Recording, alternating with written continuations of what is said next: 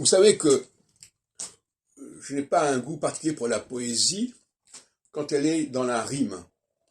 C'est-à-dire les centuries sont rimées, mais à mon avis, Nostradamus n'avait rien à voir avec les rimes.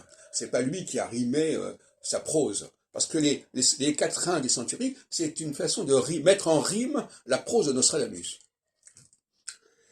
Lui-même n'avait pas du tout cette démarche. D'ailleurs, cette démarche, pour moi, elle est débile. Hein. Vouloir organiser la langue d'après des rimes, je trouve ça loufoque. Que ce soit dans la chanson, que ce soit dans la poésie. Et même plus dans ce qu'on pourrait appeler des associations de mots, comme ça. Il y a des gens qui s'écoutent parler et qui emploient des mots comme ça parce qu'il faut les caser dans la discussion. Mais en fin de compte, leur discours, il est complètement inconsistant. Il y a une inconsistance. Les gens qui se prélassent dans la poésie, ils sont dans l'inconsistance. Ou plus exactement, ils ont un discours qui est inconsistant et qui va trouver de la consistance par le biais de la rime.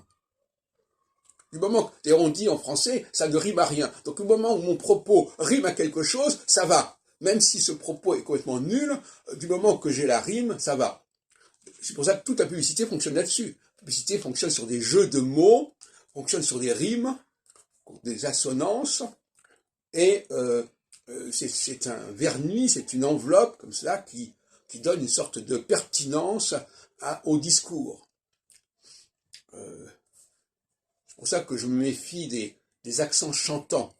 Ce matin, il y avait une émission où il y avait deux personnes qui étaient avec un accent méridional.